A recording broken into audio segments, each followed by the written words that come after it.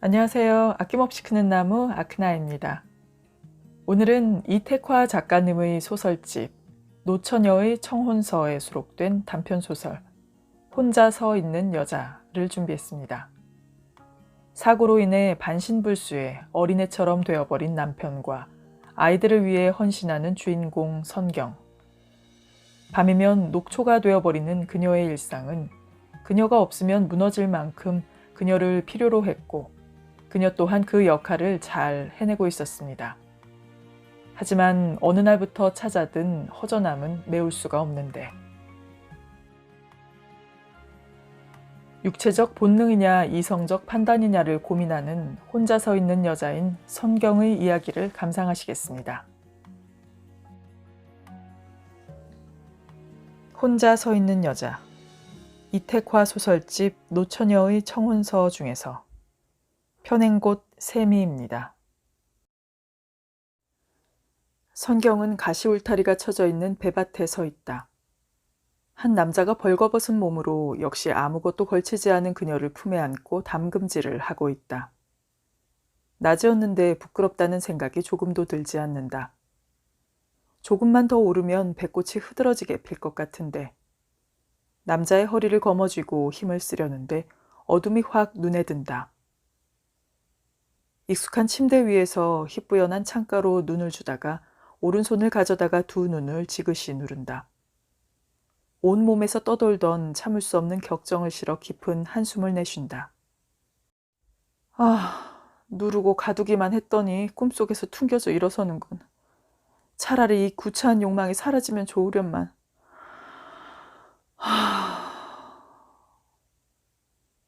그녀는 다시 오장육부 구석구석에 도사렸다 모아진 긴 한숨을 쉰다. 깊은 바다에서 공기주머니를 열어놓은 듯 길디긴 한숨을 자제할 틈도 없이 내쉬는 버릇이 생겼다. 눈을 감고 가만히 있다가 일어나야지 하며 혼잣말을 한다. 다시 시면에서 새어져 나올 법한 긴 한숨을 쉬며 빈 옆자리를 손바닥으로 두어 번 쓸어본다. 남편 깨워서 운동시킬 시간이 얼마 남지 않았네. 그래도 오늘은 조금 이르네. 눈만 뜨면 딸들이 각자의 방에서 고난잠에 취해 있는지 걱정부터 앞선다. 사고 이후 생긴 만성병 같은 증세다. 딸들이 잠든 방문을 열고 들어선다. 딸들의 얼굴에 머물고 있는 고요와 평안을 둘러본다. 안도와 감사의 마음이 동시에 들면서 방문을 조용히 닫는다. 화장실 스위치를 올린다. 그리고 밝은 빛으로 걸어 들어간다. 어깨를 덮고 있는 머리카락이 형광불빛에 부스스해 보인다. 오른손가락으로 머리를 쓸어 올리며 고운 태가 역력한 30대 중반의 여인이 거울 안에서 말한다. 억지 미소를 잔뜩 머금고. 나는 성경이를 사랑해. 나는 성경이를 사랑해. 나는 선경이를 사랑해. 생물학과 후배가 미인이 되는 법이라면서 가르쳐준 것을 떠올린다. 선배님은 미인이시지만 마음이 더 미인이세요. 그래서 제가 특별히 가르쳐드리는 겁니다. 잠을 깬 모습은 하루 중에 가장 가꾸지 않은 모습이면서 가장 미운 상태죠. 침 흘린 자국이며 눈곱 낀 눈이며 정리되지 않은 머리카락 등이 이때만큼 적나라하게 드러날 때가 없잖아요.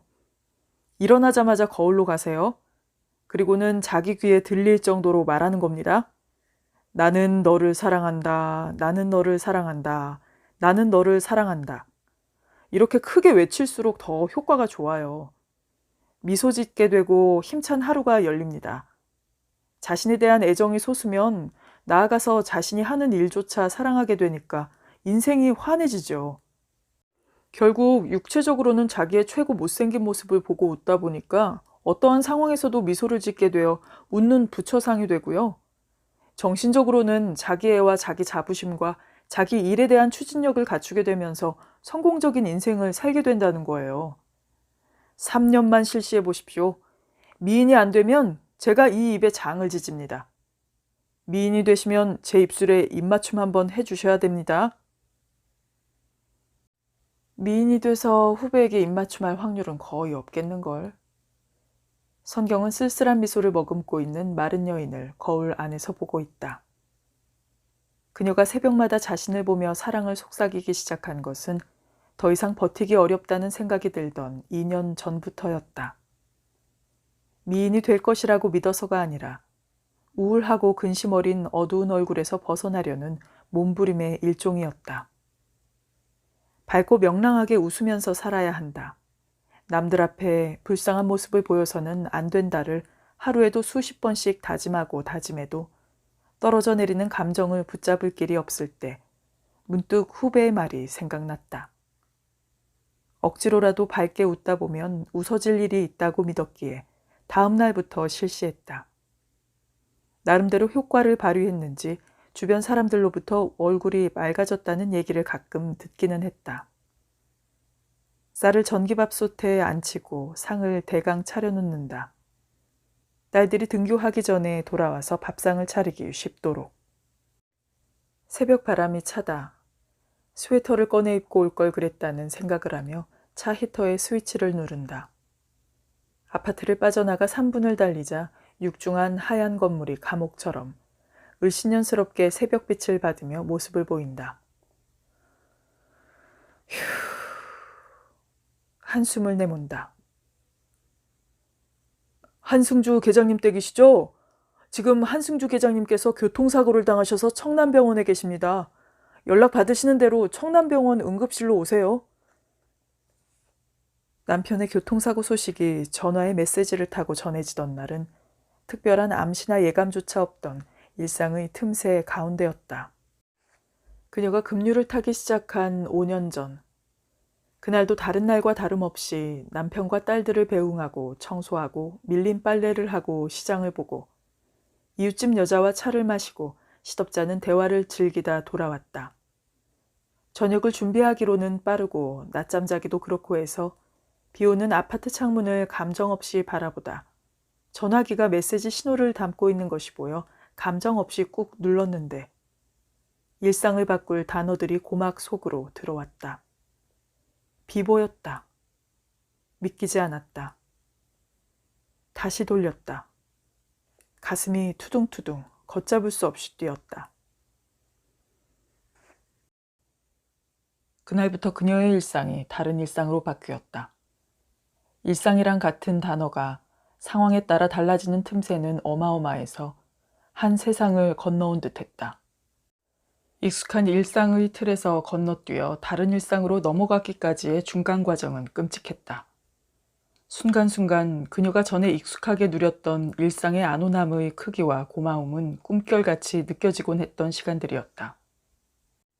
수많은 사상자를 뉴스마다 보고받는 한 서민으로 살다 보니 교통사고에 관한 한 지독한 원시안이 되어 있었기 때문에 자신과는 무관한 일로 여기며 살았었다. 교통사고가 자신의 앞에 놓인 현실이 되자 상황은 급변하였다. 설마 별일 아니겠지. 특별히 누군가에게 죄 지은 일도 없는데. 이처럼 주문처럼 외우고 외우며 마음을 진정시켰다. 방정맞은 생각 말자고 마른 침을 삼키며 병원 문으로 들어서는 순간 알았다. 철옹성의 감옥에 갇혀 살게 될 것을. 장애라는 그 불편함의 감옥 안에 살게 되리라는 것을. 남편의 교통사고는 죄로부터 비롯된 것이 아니었다. 벼락 맞는 일처럼 다만 현대의 문명인 차를 타고 가다가 빗길에 미끄러졌을 뿐이었다. 그러나 그 결과는 너무나 치명적이었다. 사망에 근접한 중태. 그녀는 햇살 없는 독방에 감금당했고 육체의 지독한 가난 속으로 침몰당했다. 별반 눈물이 필요 없던 삶의 선로에서 이탈되자 눈물은 몸의 어느 구석에서 저장 탱크를 마련하고 있었는지 무한히도 솟아올라 굴러 떨어지곤 했다. 의사 선생님, 식물인간이라도 좋아요. 목숨만이라도 붙어있게 해주세요. 그럴 수만 있다면 제 손발이라도 자를게요. 네? 평생 흘릴 눈물이 다 소진될 때까지 마음을 다잡아 먹어도 주체할 수 없는 눈물이 흘렀다. 그 이후로는 울고 싶어도 눈물이 흐르지 않았다. 당신의 매력은 가을 하늘처럼 맑은 눈이야. 풀밭에 누워 맑은 하늘을 바라보는 기분이지. 맑은 하늘을 안고 있는 느낌이야. 때로 맑은 하늘에 안겨있는 느낌 같기도 하고. 진한 만족감을 느끼게 하고는 머리를 쓰다듬으며 남편은 말하곤 했었다. 남편 덕분에 자부심을 가졌던 눈은 가장 아픔과 슬픔을 표현하고 배출해내는 통로가 되었다. 견딜 수 없는 열기를 눈물로 식히지 않았던들 온전히 견뎌낼 수 없었을 것이다. 그 이후로 피멍이 가시지 않아 그녀의 오른쪽 흰자 위에는 붉은 반점이 남게 되었다. 그녀는 이른 시간이라 주차할 장소를 쉽게 발견했으므로 주차선에 차를 똑바로 댄 후 시동을 끈다. 오늘 하루도 열심히 살자고 입을 달싹거리며 말한다. 창밖의 사물들이 아직 햇살을 못 받고 활동하는 사람들이 없어서 활기가 없어 보인다. 자기가 없는 남편 같다는 생각을 한다. 목숨을 부지하기 어렵다던 상태에서 남편의 의식이 돋아나던 날 감사함도 잠깐. 그날부터 그녀는 저당 잡힌 몸이 되었다. 척추신경을 다쳐 허리 이하가 마비되어 버렸고 의식은 단번에 돋아오르지 못했다. 처음엔 전응아 상태로 언어도 어눌하고 사람도 알아보지 못하였다. 치료를 위해 묶여있던 남편은 단말마의 비명을 질러대며 욕을 하기 일쑤였다. 이를 득득 깔면서 신음을 뱉어내다 다문 이빨 사이로 백년 원수처럼 욕을 해댔다. 조금만 참아, 어? 자기는 견딜 수 있어. 아빠 보고 싶어하는 혜연이 생각해봐. 자기야, 많이 아프지? 그래, 신음을 뱉어. 욕을 막 해. 자기야. 옹알이하는 아이를 달래듯 말을 잇고 또 이으며 보살폈다. 살아 있음만으로 감사했다. 남편이 아무리 욕을 해도 화가 나지 않았다. 얼마나 아프면 점잖던 남편이 저렇게 변할까 싶어 연민만이 앞섰다. 욕을 하면 어르고 욕을 하면 어르는 끊임없는 소란을 같은 병실 사람들은 처음에는 젊은 여자가 안 됐다고 혀를 찼다. 동정표를 던졌다. 그러다가 잠을 못 잘 정도가 되자 더 이상 참지를 못하고 화를 내기도 했다. 그러나 얼마 지나지 않아 그녀의 열이 있는 간호에 혀를 내둘렀다. 오랜 병원 생활을 해본 환자들은 감탄했고 부러워했다. 그녀의 일상은 환자를 돌보는 일로만 그치지 않았다. 남편의 일에 대한 마무리가 남아있었다. 관행처럼 영수증을 챙기지 않는 거래처에서 남편은 죽은 사람이었기에 공금 액수에 차이가 난다며 돈을 요구했던 것이다. 상사는 상황을 이해하지만이라는 사족을 달면서 일단 회사와 합의를 보려면 공금을 채워 넣어야 한다고 연신 전화를 하거나 찾아와서 독촉하였다. 액수는 평상시 만져볼 수도 없을 만큼 커서 적당히 메꿀 수도 없었다. 돈 앞에서 인정이 메말라가는 현실에 치가 떨렸다. 회사 일을 하다가 돌아오는 길에 이 지경이 되었는데 말끝을 맺지 못하고 입술을 깨물었다. 유치원과 초등학교 1학년인 딸들의 일상을 지키는 일은 더욱 벅찼다. 딸들에게 아버지의 처참한 모습을 보게 할 수는 없었다. 딸들이 아버지의 모습을 본다면 그들의 일상은 무너지리라. 내가 이들에게 부는 찬소리를 막아내야 한다며 안간힘을 썼다. 처음 얼마 동안 친정식구와 시댁식구가 돌아가며 딸들의 의식주를 도왔다. 유치원과 학교 보내기와 식사와 잠자리가 어렵지만 해결되었다. 그러나 얼마 지나지 않아 그들도 생활인이라 자신들의 둥지로 돌아가야 했다. 안온한 일상으로 만들기가 가장 어려운 일은 시어머니와의 갈등이었다. 산재 처리가 되면서 시설이 좋은 병원을 선택하다 보니 집과의 거리는 차로 1시간 반 남짓되었다. 운전면허는 있지만 장롱면허여서 남편의 차를 운전할 수도 없었다. 병원에서 자다 깨다 하다가 딸들이 있는 집으로 새벽같이 버스나 택시로 달려가 식사와 옷을 대강 마련해 놓고 오전 내에 병원으로 돌아와야 했다. 생활정선에 매달려 있는 친척들이 몇 번의 도움을 주고 떠난 후에도 떠나지 않은 유일한 분이 시어머니였다. 그러나 처음에 부들부들 떠시면서 지성으로 아들의 병간호에 임하시던 시어머니는 시간이 흘러감에 따라 멀미를 내셨다.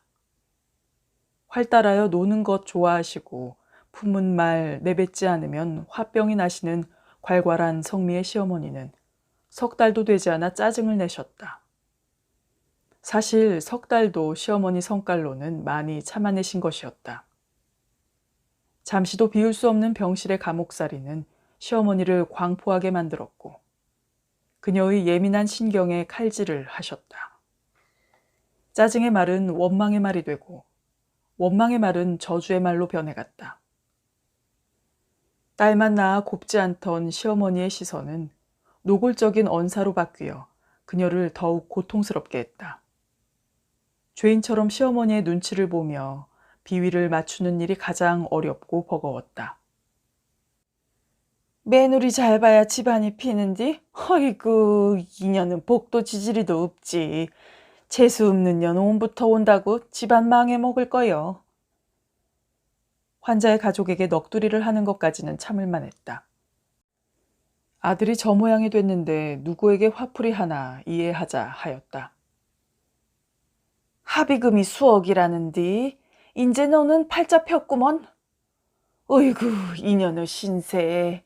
누구는 팔자가 피고 누구는 비영신 자식에 날이면 날마다 병원에 처박혀서 살아야 하니 어이구. 피가 거꾸로 솟구치는 것 같았다. 더 이상 참아낼 수가 없었다.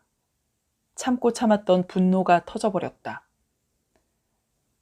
저 돈 필요 없으니까 어머님 다 가지세요. 아범 간호하는 거 어머님이 맡아 하시든지 그만두시든지 마음대로 하세요. 환자를 곁에 두고 해선 안 될 말이 오고 갔다.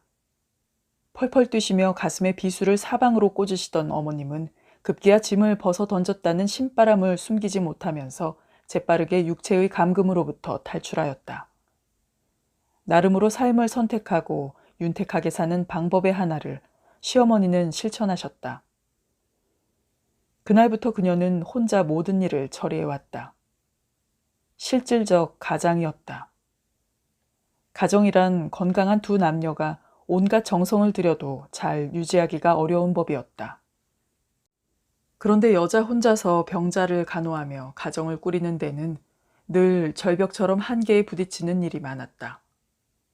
보통 여자에게 간단한 일이 때로 너무나 어려운 시련이 되기도 했다. 아주 간단히 식사를 마련하는 것부터 집안 대소사를 챙기는 일까지.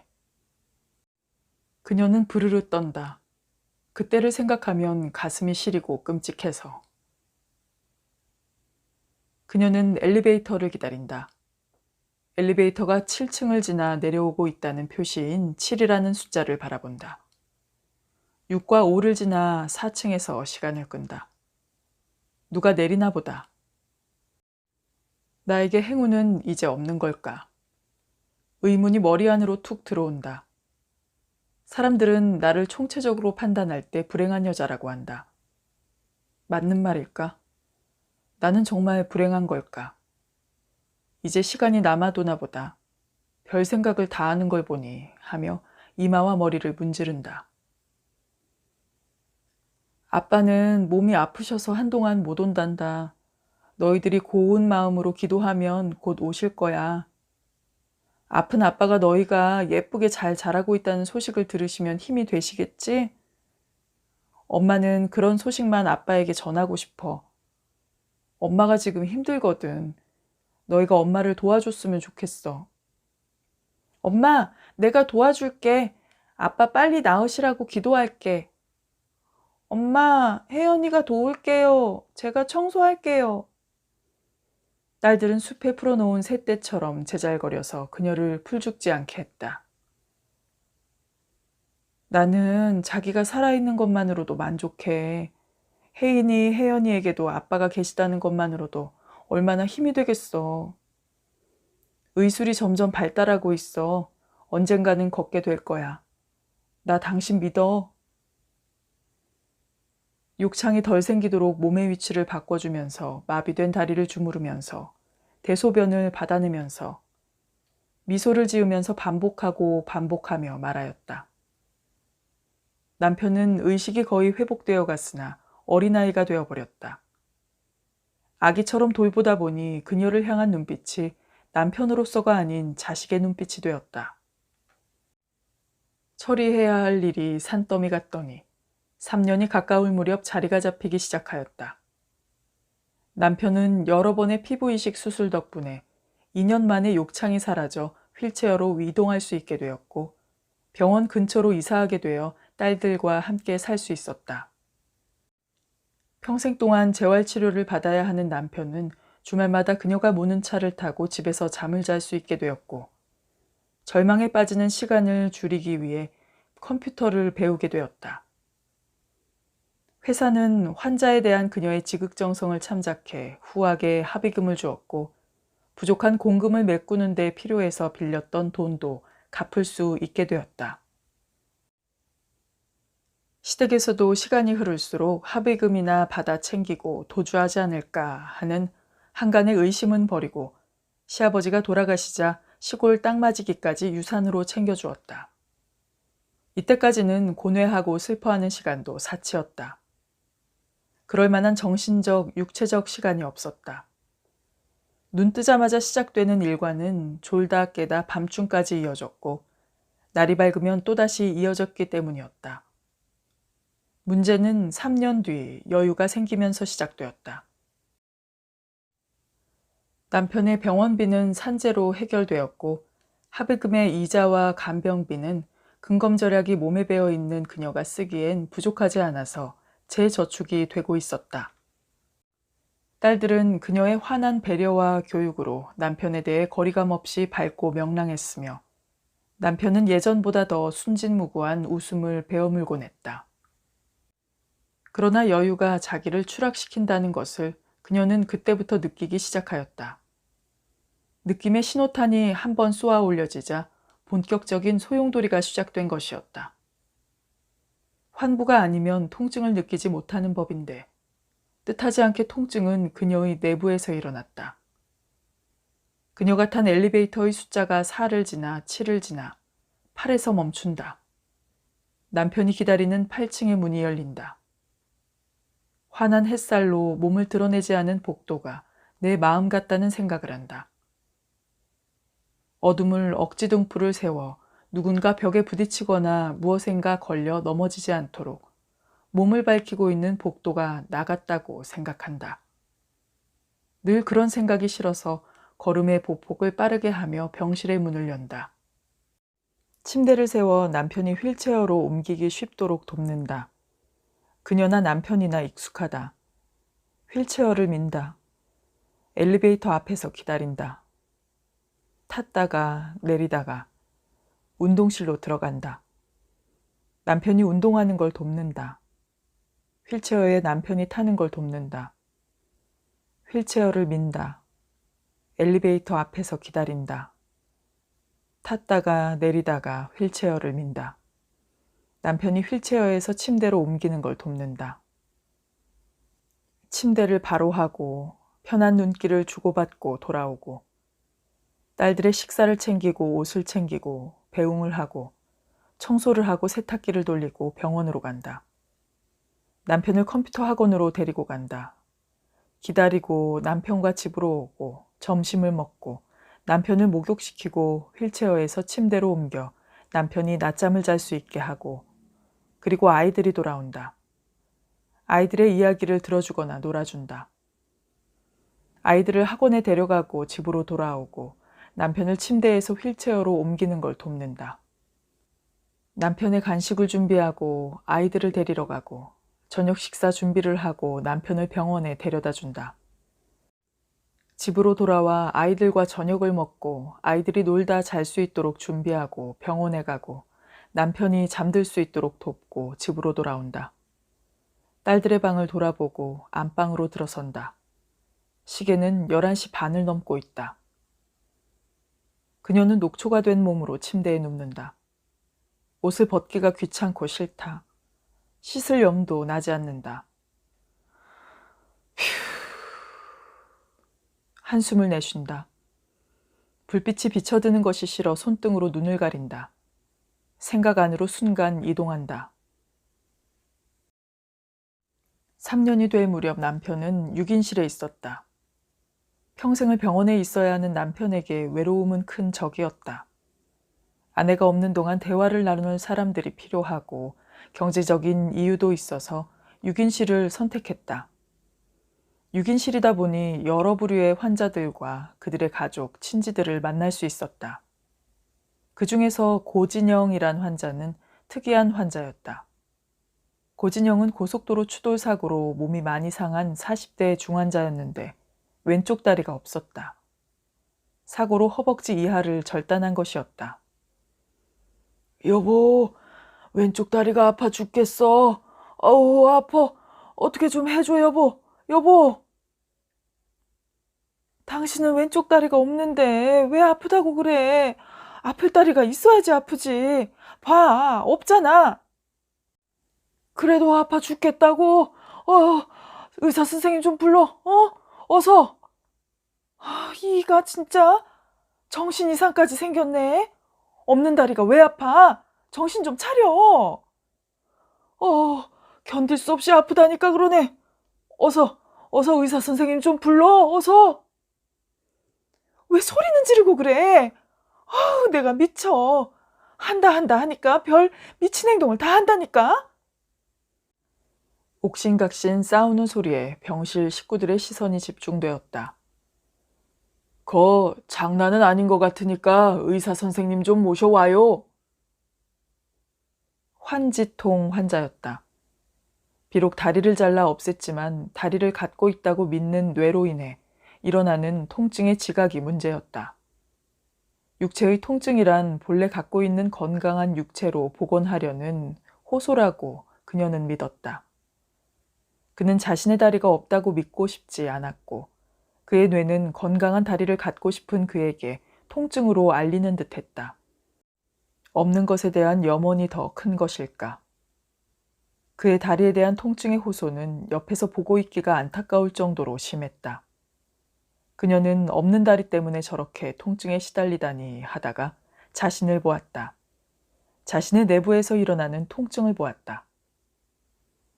지친 하루의 뒤끝이 허망했다. 남편과 아이들을 위해 잘 짜여진 일상의 구도는 그녀가 없으면 무너질 만큼 그녀를 필요로 했고 그녀 또한 그 역할을 잘 해내고 있었지만 허전함을 메울 수가 없었다. 집으로 돌아와 빈 침대에 몸을 띨 때마다 걷잡을 수 없이 허전했다. 고단한 하루도 일상으로 굳어지면 육체와 정신이 적응하는 법이었다. 차라리 하루하루가 바쁘게 돌아가는 것이 좋다고 생각한 적이 많았다. 침대로 돌아오면 어떤 생각을 할 틈도 없이 골아 떨어지기 일쑤였는데 잠이 오질 않는 것이었다. 일시적 불면증이려니 생각했는데 증세가 사라지지를 않았다. 밤에 잠을 못 자니 낮에는 깜빡깜빡 졸음이 오거나 멍한 상태가 되었다. 잠이 들면 잡동사니 꿈들이 끝없이 꾸어진다. 남편이 교통사고가 났다고 놀라는 꿈, 아이들이 보이지 않아 헤매는 꿈, 병원으로 가다가 미로에 갇히는 꿈, 남편인 것 같기도 하고 아닌 것 같기도 한 남자에게 안겨있는 꿈 등 헤아리기 어려웠다. 선명하게 기억하는 꿈은 별로 없고 얽히고 설켜 헤아리기 어려운 꿈이 대부분이었다. 처음에 이유를 찾아보려 했지만 알 수가 없었다. 한국 여자로 태어나 한 남자와 결혼하여 산다는 것은 어차피 희생을 요구하는 삶이었다. 주부가 희생하면 할수록 남편은 더 편해지고 아이들은 더 잘 자라나는 문화니까. 그런 여자의 삶일수록 가치 있는 삶으로 평가받으니까. 남편이 성장애인이 되었다고 해서 다른 아내들과 크게 다르다는 생각을 하지 않았다. 남편의 일을 위해, 아이들의 성장을 위해, 가사와 육아는 기본이고 돈을 벌기 위해 맞벌이하는 여자들이 주변에 무수히 많았다. 그들을 생각하면 나와 무엇이 다른가? 그녀들이 직장에 나가 돈을 벌어 가정 경제를 해결한다면 나는 간병인을 사지 않고 소중한 남편을 돌보며 경제를 해결하지 않는가? 비록 남편이 장애인이지만 돈도 벌어오지 않으면서 노름과 같은 방탕한 생활을 일삼는 정신적 장애인인 남편 때문에 휘어진 활에 겨냥된 화살처럼 불편한 긴장을 견디며 사는 여자보다 나은 삶이 아닌가. 그들이 부부간 잠자리를 얼마나 할 것이며 그 희열이 얼마나 클 것인가. 어쩌다 듣게 되면 1년에 한두 번 잠자리가 있을까 말까고 그 일도 지겨워 피한다는 말을 듣게 되는데 혼자 아이들을 키우기 위해 막노동, 식당 일 가리지 않으며 악다구니를 품고 사는 여자들에 비하면 얼마나 나는 고상한 삶을 사는가. 남편의 사고로 마음고생하지 않고 평생 살 수 있는 돈도 생겼는데 또한 심심찮게 들려오는 열분났다는 칭찬까지 듣는데 그러나 환지통 환자를 보면서 자신이 잠을 자지 못하는 것은 분명 이유가 있다고 확신했다. 전에 있었던 다리가 현재도 있다고 믿는 저 사람처럼 나의 무엇인가가 있어야 할 것을 요구한다는 것을 알았다. 그러나 그것이 무엇인지 정말 알 수가 없었다. 불면증은 더 심각해졌다. 술을 마셔도 수면제를 먹어도 일시적 방편일 뿐이었다. 몸이 갈수록 수척해지고 퀭한 눈은 충혈되었다. 내가 건강을 잃으면 큰일 나는데, 내가 무너지면 안 되는데, 후들거리는 다리로 일상을 유지하면서 마음은 걷잡을 수 없는 걱정 안에 갇히게 되었다. 이제 몸져 누울 날이 얼마 남지 않았다는 것을 알면서 언제부터 이런 증세가 왔나 되짚어 보았다. 오랜만에 작은 어머니가 병문안을 와서 시어머니 소식을 전한 그날 밤부터였다. 야야, 시상에 민구스러워서 내사 말을 못하겠다. 작은 어머님, 무슨 일 있으세요? 너희 시애미 말이다. 참말로 너무한데. 어머님이 또 무슨 말씀 하셨게요? 너희 시애미가 너 헐뜯는 거 이제 우리들 아무도 안 믿는다. 그게 아니고 내사 이런 일을 웃지 말랄꼬. 저 병원에서 사람 죽고 사는 거 많이 봤어요. 어떤 일이 이보다 더 큰 일이 있겠어요. 웬만해선 놀라지 않아요. 아이고 민구스러워. 너희 시애미 때문에 우리는 고개를 못 들고 다니겠대. 무슨 일인데요? 너희 시애미가 남편 잃은 지 얼마나 됐다고. 나이도 훨씬 어린 남자를 대불고 산다. 그것도 버젓이 집안으로 끌어들여서 우리 집안 창피스러워서 어디 가서 행세도 못한다 아이가. 어머님이 행복한 길을 선택하신 거겠죠. 어머님 연세보다 많이 젊어 보이시잖아요. 젊은 니는 수절하고 있는데 60이 다 된 노인이 노망난 거지. 그게 정상이가? 짧디 짧은 인생, 어쩌다 보면 사고로 목숨이 왔다 갔다 하는 인생인데 어머님이 좋으셔서 선택하셨다면 저는 불만 없어요. 야야, 니는 시상 욕심 다 버리고 사는 사람인갑다. 어찌 그게 인정할 일이가? 어머님이 좋아하는 분 선택하기 위해서 잃은 것도 있잖아요. 스스로 대가를 지불하는 선택이라면 어머님이 짊어져야 할 짐이 무거우실 텐데 그 속마음을 알지 못하면서 함부로 욕할 수는 없잖아요. 다 그 상황이 되어 봐야 아는 일인걸요. 너희 시애미가 뭐에 이렇단가? 수치나 아는가 모르겠다. 아버님 돌아가신 지 몇 달도 안 돼 다른 분을 집안에 데려와서 사신다면 어느 자식이 따스한 시선을 보내겠어요. 어느 친척들이 인정을 하겠어요. 동네의 따가운 시선을 다 받으면서 남은 여생 사셔야 하는데 그게 어디 쉬운 일이에요. 어머님이 아무리 신중하시지 못하셨어도 누군가의 사랑을 받을 만한 분인 건데 그분이라고 그런 눈치 모르겠어요. 밖에서 남들 모르게 만나셔도 되는데 안으로까지 들이신 걸 보면 함께 오래 살 확신도 있으신가 본데 인생 사시면서 다른 거 다 잃어도 그분을 건지시고 싶으신 거겠죠. 차라리 저는 축복을 드리는 쪽이에요. 아이고, 젊은 니는 속도 깊다. 내는 용납이 안 된다. 친척 어른들 모여서 너희 시애미 집안에서 내치기로 했다 하더라. 니도 그런 줄 알거라. 그거 보셔요. 어머님이 많은 걸 잃으셨잖아요. 결혼하셔서 닦아놓은 터전을 송두리째 잃으신 거네요. 너희 시애미는 그 사람 어디가 그리 좋을까? 그 사람 말이다. 아주 근본도 없는 갑더라. 거처도 없이 떠들던 사람이라던데 재산이고 뭐고 하나도 없다 카더라. 사람들 다 눈높이에 맞춰 사랑하는 거잖아요. 어머님 나이가 많으신 대신에 직한이라도 있으시고 열정적이시니까 매력이 있으셨겠죠. 그분은 그분 나름으로 장점이 있으실 테고요. 하기사 뭐한 말이다마는 남자 풍채는 좋더라. 동네 사람 보거나 말거나 둘이 붙어서 떨어질 줄은 모른다고 소문이 짜하게 났다. 하늘 무신 줄을 모르는 기라. 젊은이는 수절하고 있는디 어찌 늙은 것이. 참나. 작은 어머님이 집안에서 쉬쉬하는 일을 말하고 싶어 병문안을 핑계 삼아 오신 것을 그녀는 알고 있었다. 한참을 더 화제로 올리며 말의 성찬을 즐겼으므로 유명 연예인의 가십거리를 입담에 올리며 즐기는 폼새였으므로 그녀는 작은 어머님을 배웅하고 병실로 오는 동안 시어머니를 생각했다. 그녀와의 갈등 이후 시어머니는 병원에 거의 오시지 않았다. 시어머니가 어떤 남자를 데려와 살건 관심이 없었다. 자신과 삶의 지향점이 너무나 달랐으므로 이해가 잘 안 되는 부분이 많았다. 다만 자신의 삶처럼 시어머니의 삶을 인정하였다. 주어진 대로 열심히 사는 거라고. 성격 탓이던 능력 탓이던 나아가 운명 탓이던. 병실 문을 닫으며 시어머니 일은 잊어버렸다.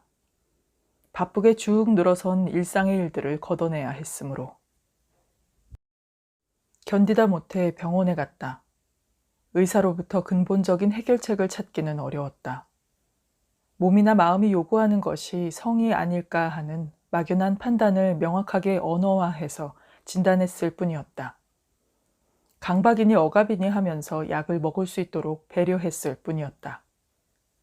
그러던 중 친구가 찾아왔다.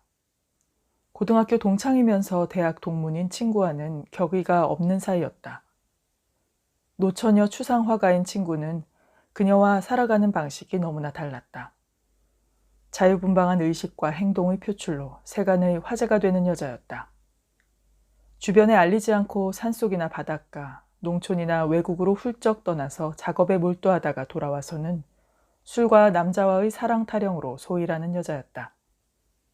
평범한 여자와 비교할 수 없을 만큼 세련된 옷차림과 늘씬한 각선미와 유려한 화술은 남자들의 마음을 사로잡기에 충분해서 늘 남자들이 곁에 포진할 정도였다.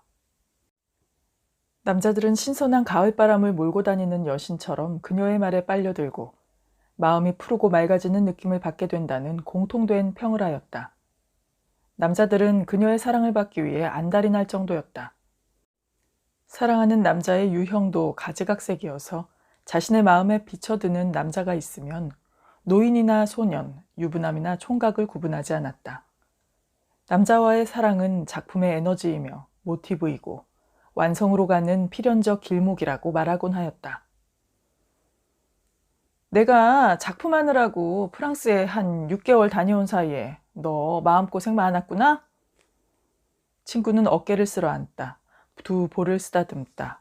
머리칼을 손으로 빗어 넘겨주며 가슴 아파했다. 불면증의 증세를 털어놓자 고개를 끄덕거리다 제안했다. 너 잠깐 시간 낼 수 있니? 나 여기서 아주 가까운 곳에서 지낸다. 작은 방 하나 얻어놓고 내 방에 한번 놀러 가자. 너랑 하고 싶은 이야기가 많아. 나 시간 없어. 여기서 얘기해. 조금만 있으면 혜인이 아빠 병원에 데려다 줘야 되고 아이들 식사도 준비해야 하고 하여튼 많은 시간 내기 힘들어. 여기서 얘기해. 내가 토요일에 데리러 올게. 아이들이 어린 것도 아니고 식사 준비 해놓거나 아니면 시켜 먹게 하면 될 거고 아빠랑 아이들이랑 같이 놀게 하면 돼. 아빠가 불편하면 아이들이 돕겠지. 그것도 필요한 거야. 토요일 3시에 올게. 안 돼. 나 없으면 3시 불편해해. 아이고 그래. 너 없으면 3시 얼마나 불편해지겠니? 너 이렇게 얼마 못 버틴다? 내 말 들어. 오랜만에 아내 부재에 네 신랑 신경 쓸 테니 잘 안심시키고 토요일 3시에 병원 정문 앞으로 와. 알았지? 잠깐만, 잠깐만. 그녀 일상의 밧줄은 손발을 너무나 탄탄하게 묶고 있어서 오랜만에 외출을 어렵게 했다. 남편과 아이들이 외출을 허락했지만 마음이 편치 않았다. 자신이 없는 사이에 무슨 일이라도 벌어질 것만 같았다. 그들이 너무 불편할 것 같았다. 그러나 친구가 몇 시간이고 병원 정문 앞에 기다리고 있을 고집 또한 알고 있어서 나가지 않을 수도 없었다. 금방 돌아올 생각으로 늘상 입는 면바지에 티셔츠 차림 그대로 나갔다. 그녀의 친구는 변두리로 차를 몰았다. 그녀는 차창 밖의 풍경에 매료되었다. 3년이 넘는 동안 풍경이 많이 달라진 것 같았다. 풍경이 많이 바뀐 것이 아니라 풍경을 바라보는 눈이 달라졌다는 생각을 했다. 무덤덤하게 바라보던 풍경들이 못 보던 사이에 생경스럽게 비쳐드는 듯했다. 정신을 놓을 듯이 풍경을 보고 있는데 친구가 말을 걸어왔다. 연못에 갇힌 개구리가 가뭄이 들어서 연못에 물이 다 마르면 어떻게 해야겠니? 얘가 지금 어린애 데리고 농담하니? 갑자기 무슨 연못 속 개구리 타령이야. 바로 곁에 넘실거리는 호수가 있는데 보잘것없는 연못에서 타 죽어야 할까? 연못에서 타 죽는 게 소중한 일이라면 그렇게 하는 것이 좋겠지. 그게 만약 가장 개구리라면 일단 호수까지 가서 살 궁리를 해야 하지 않겠니? 가장 개구리? 얘가 점점. 호수에서 생기를 찾은 다음에 식구들에게 필요한 물을 끌어오던가, 그도 아님 식구들을 등에 업고 호수로 가야겠지? 참, 말 되네. 친구는 다분히 비유가 섞이고 뼈가 섞인 말을 계속 진행했다. 그녀는 친구의 말에 빨려들며 수긍과 부정을 하는 사이 한적한 모텔 앞에 이르자 차의 속도를 낮췄다. 어머, 너 이 모텔에 머무니? 얘, 성의 궁 같지 않니? 성의 궁? 말 듣고 보니 궁전 스타일로 짓긴 지었네. 입구부터 비밀을 밖에 드러내고 싶지 않다는 듯 널쩍한 비닐발로 드리워져 있었다. 어두침침한 복도를 걸어 다닥다닥 붙어있는 방 하나에 열쇠를 꽂았다. 화구나 화집 같은 게 있을 줄 알았더니 아무것도 없네? 그런 거 사랑에 도움 안 돼. 방해물일 뿐이야.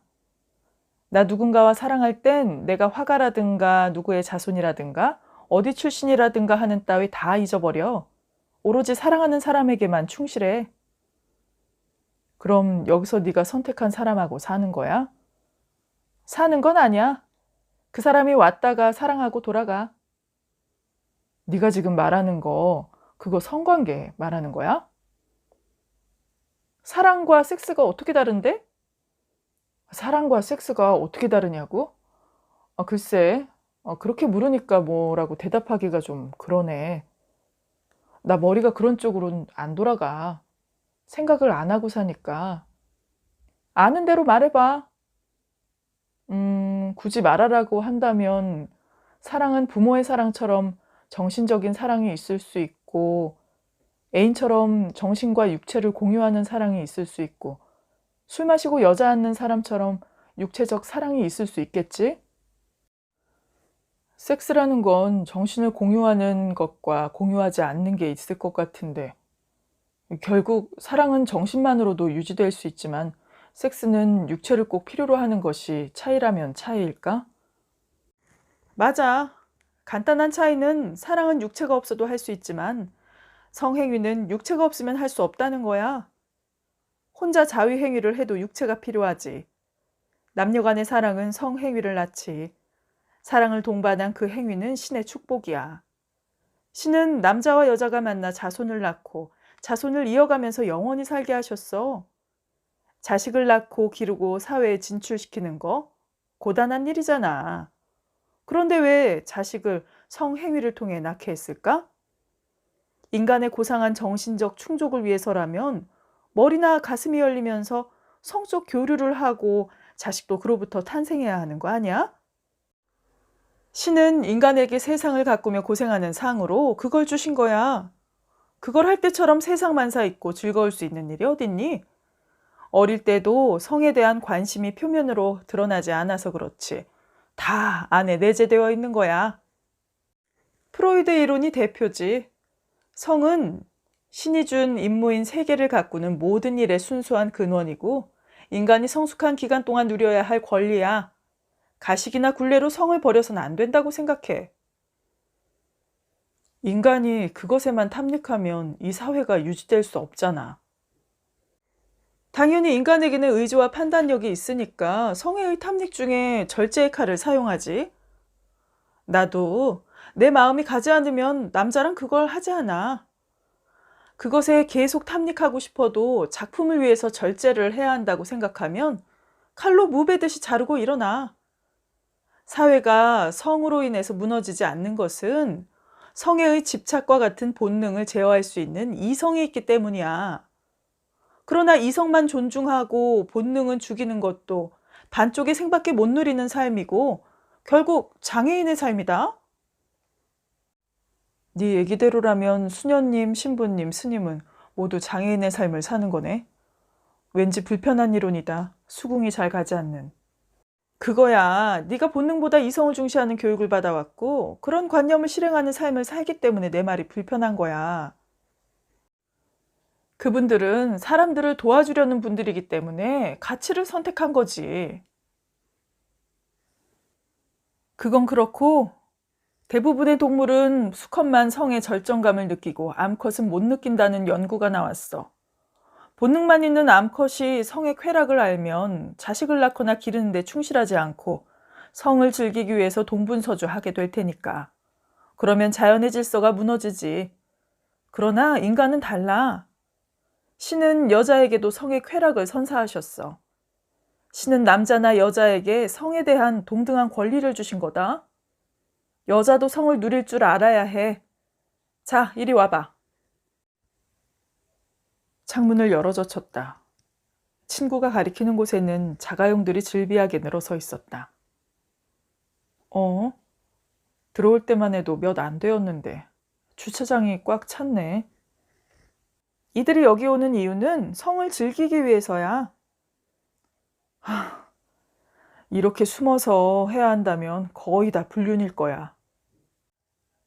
성에 불륜과 불륜 아닌 것이 어디 있어? 불륜은 도덕적 잣대로 성 이후의 것이야. 어머머, 저기 차에서 내리는 남자는 50대 된 것 같은데 여자는 20대야. 저게 불륜 관계지 뭐. 성은 도덕관념과 같은 이성으로 판단하는 영역의 하위 영역이 아니라 동등한 영역이야. 50대, 20대로 또는 불륜인가 아닌가로 판단하는 이성이 그런 행위를 하는 것이 아니잖아. 이제 성을 이성의 영역에서 분리 독립시킬 필요가 있어. 그렇지 않은 이상 한국 사회에 이런 러브 호텔이 사라지지 않을 뿐 아니라 네가 말하는 비정상적인 성이 난무하게 될 거야. 그럼 정상적인 섹스를 누리기 위해선 어떻게 해야 된다고 생각하니? 정상이다 아니다를 결정하는 것은 문화다.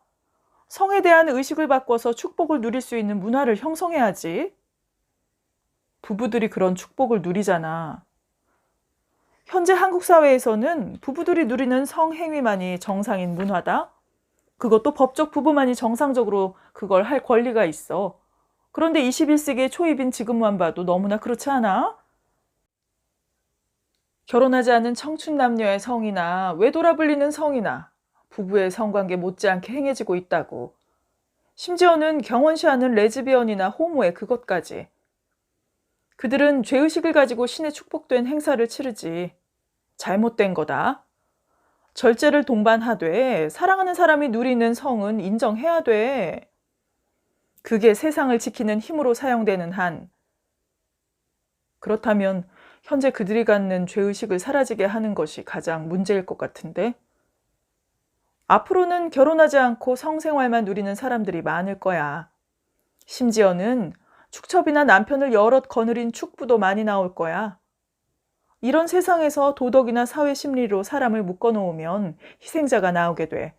바로 너 같은 내가 왜 희생자야? 희생자지? 암 희생자고 말고. 난 네가 희생자로 남는 것이 친구로서 정말 싫어. 신부님이나 스님들이 성생활 없이 신에 봉사하는 길을 선택했듯이 나도 내 길을 선택해서 가고 싶을 뿐 나는 희생자가 아니야. 물론 그것보다 가치 있는 것을 갖기 위해서 얼마든지 그럴 수 있어. 그런데 자신이 희생의 제물로 바쳐지는 줄도 모르고 희생하는 것이 문제지. 너에게 가장 큰 문제는 성을 네가 필요로 하는데 네가 그것을 거부하면서 죽어가고 있다는 거야. 없어도 필요한 줄 모르거나 크게 불편하지 않다면 그것은 병이라고 할 수도 없지. 성생활 없이 성직자들이 또는 노처녀나 노총각으로 살 수 있다면 그것은 문제가 안 된다. 하지만 작은 불편을 지나쳐서 통증으로 온다면 병인 거지. 그것을 치료하지 않으면 더 큰 것을 잃게 돼 있어. 내가 섹스가 필요하다고? 그걸 못해서 병이 난 거라고? 너 지금 나에게 무슨 말을 하는 거야? 흥분하지 마. 넌 아직도 본능의 요구를 이성의 억압 아래 두고 함부로 평가하는 거야. 네가 뭐가 부족해서 그렇게 마른 지푸라기처럼 버석거리며 말라가니? 자식이 속썩이는 것도 아니고 생활에 필요한 물품이 없는 것도 아니고 정신의 포만을 못 누리는 것도 아니고 없는 것에 대한 열망이 커지고 그를 채우지 못하니까 깊은 병이 드는 거지. 너 스스로 착하고 정결한 여인이어야 한다는 이성적 사고가 본능의 부름을 누르고 누르니까 네 몸이 반란을 일으키는 거지. 네 몸이 너에게 호소하는 것이 뭔지 몸의 소리를 들어봐. 그것만이 네 병을 고칠 수 있어. 아무리 내 몸이 그걸 필요로 하는 병에 걸렸다고 해도 난 남편을 두고 다른 사람과 할 수 없어. 네가 반신불수가 돼서 남편의 요구를 들어주지 못한다고 했을 때 너는 남편에게 수절하라고 하겠니? 아니, 남편이 곁에 있어주는 것만으로도 고맙지. 어떻게 수절하라고 하겠어. 남편이 성관계를 하지 않으면 시름시름 앓다가 죽는 것도 아닌데 묵계적으로 남자의 그것은 허용되는 게 우리 사회야. 잘못되었다고 생각하지 않니? 그런 요소를 갖고 있다고 해도 남자나 여자는 똑같이 성 욕구를 가지고 있어. 그것에 대한 존중과 혜택을 남녀 평등하게 가르쳤다면 그런 소리 할 수 없어. 맛있는 음식이 남자에게나 여자에게나 맛있듯이 그것의 즐거움도 남자나 여자나 마찬가지야. 남자가 충동적이라면 충동을 억제하는 자제를 가르치면 되고, 여자가 수동적이라면 적극적으로 쾌락을 즐길 줄 알게 가르치는 문화를 형성해야 된다고 생각해. 그건 선택과 책임의 문제지. 인간은 성을 선택하고 그에 따른 책임을 질 만큼 생각하고 행동할 줄 아는 개체야. 지금까지 성의 문을 남자에게는 넓게 열어놓고 여자에게는 좁게 열어놓았던 거지. 조선시대에는 옷깃을 잡혔다고 해서 순결을 더럽혔다고 자결을 하거나 어머니가 순결을 잃은 딸을 우물에 밀어넣어서 죽이기도 했어. 실제 기록에 남아있는 이야기야. 그 사회에서는 그것이 가치 있는 일이었지. 지금 그들을 평가한다면 자결한 여자는 우매한 정신질환자고 어머니는 모성을 잃은 잔인한 여자라고 할걸? 시대에 따라 문화가 변하고 인간은 문화의 틀 안에서 문화를 자신의 가치관으로 믿으면서 사는 거야. 지금은 방법도 가치도 변했어. 암호하거나 성관계를 하면서 세상의 발전을 저해하자는 것이 아니야. 다만 어떤 상황에서 그게 필요하면 이성의 판단으로 선택하고 책임져야 한다는 거지. 단 그것을 할 땐 이성의 판단을 버리고 본능으로만 즐겨야 하고. 단 네가 상대를 선택해서 즐긴다면 이성의 영역 안에서 생활할 때 죄의식도 들고 불편하기도 할 거야. 하지만 병이 깊은 본능의 문을 억지로 잠그며 죽어가는 것보다는 더 나은 선택이 될 거야. 네가 없으면 무너지고 상처 입을 가족을 생각한다면 말이야. 그 후 더 많은 이야기를 거의 일방적으로 듣고 있을 때 노크 소리가 났다. 누구? 접니다. 창남이요. 친구가 문을 열어주자 깔끔한 얼굴의 20대 초반 남자가 인사를 꾸벅하고 들어왔다. 인사해라. 이쪽은 내 친구. 이쪽은 창남이. 이름이 창남이세요? 가명입니다. 한편 직업이기도 하고요. 직업이요? 네. 남자는 자신 있게 깔끔한 웃음을 지으며 장난기가 어린 목소리로 대답했다. 내가 오라고 했어. 모델이고 미대생이야. 재능은 있는데 집안은 가난한 아이야. 모델료만으로는 학비와 생활비가 안 돼서 신분이 확실한 사람에게는 몸을 팔기도 해. 생활비를 위해서 그만한 수고는 당연하다고 생각하고 자신의 일에 충실하거든. 믿을만 해. 너에게 필요한 아이야. 친구의 만류를 뿌리치고 방문을 황황히 나섰다. 며칠 후 작별 인사를 하러 왔다며 친구는 창남의 명함을 놓고 갔다. 그녀는 그 후 말라가고 있던 사고의 뿌리를 세워 생각하고 생각했다. 건강을 위한다고 해도 창남과 관계를 한다는 것이 더럽고 추하다는 생각을 떨쳐버릴 수가 없었다. 그녀가 갖고 있는 성에 관한 문화는 단단해서 쉽게 깨트려지지 않았다. 그러나 건강과 건강하지 못함의 아슬아슬한 경계에 죽음이 도달했을 때 그녀는 선택의 여지가 없다는 것을 알았다. 건강하지 못함은 곧 장애이고 장애가 생활에 얼마나 끔찍하고 무서운 암초인지 너무나 잘 아는 그녀였기 때문이었다. 그렇게 서서히 그녀의 성에 대한 문화 의식이 바뀌어 가고 있었다. 그것을 하지 않은 것이 과연 어떤 가치가 있는가? 죽음과 바꿀 수 있는 가치가 있는가 생각하였다. 지금 내게 필요한 것은 성관계보다 중요한 남편을 돌보고 아이들이 환하고 밝게 살아갈 수 있도록 돕는 일이 아닐까. 그것을 하고 건강해진다면, 그리하여 남편과 아이들을 더 잘 돌볼 수 있다면, 성관계가 치료약 이상 이하의 것이 아닐 수 있다는 생각이 들었다. 죽음이 문 앞에 어른거린 날, 그녀가 쓰러진 날, 엉금엉금 무릎으로 기어서 덜덜 떨리는 손으로 다이얼을 돌렸다. 여보세요? 창남 씨죠? 나는... 그녀는 손을 눈 위에서 뗀다. 세수는 하고 자야 할 것 같다고 생각하며 침대에서 일어난다. 아이들 방문을 열고 얼굴을 들여다본다. 부드러운 볼을 한 번씩 쥐었다 놓는다. 묵지근하게 차오르는 기쁨을 누를 길이 없다.